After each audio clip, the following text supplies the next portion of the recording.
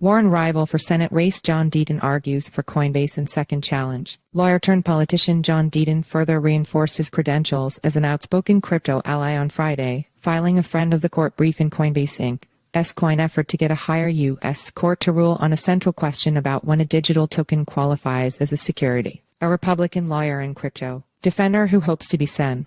Elizabeth Warren's opponent in the Massachusetts Senate race has filed a supporting brief in a Coinbase clash against the Securities and Exchange Commission. Coinbase wants to get a higher court to decide whether tokens that trade on secondary markets with no obligations on the token's issuers should be considered securities. Deaton is arguing in favor of the exchange's effort, saying the second is taking an unconstitutional shortcut in its accusations that certain token trading violates securities laws. Lawyer-turned-politician John Deaton further reinforced his credentials as an outspoken crypto ally on Friday, filing a friend of the court brief in Coinbase Inc.'s coin effort to get a higher U.S. court to rule on a central question about when a digital token qualifies as a security. Deaton, one of several Republican candidates vying for the chance to oppose Sen.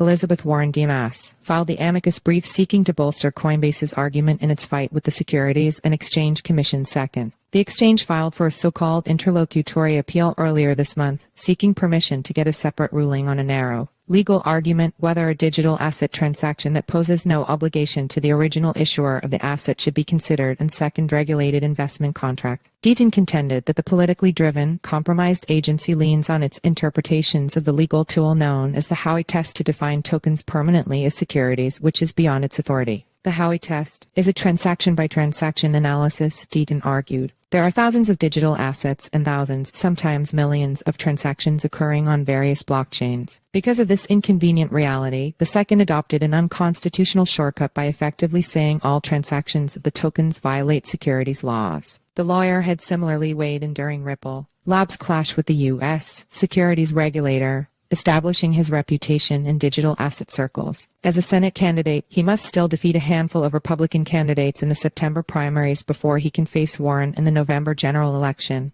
Even if he gets the chance, polling in the state suggests Warren is highly likely to retain her Senate seat. Deaton is scheduled to be among the speakers next month at Consensus 2024 in Austin, Texas.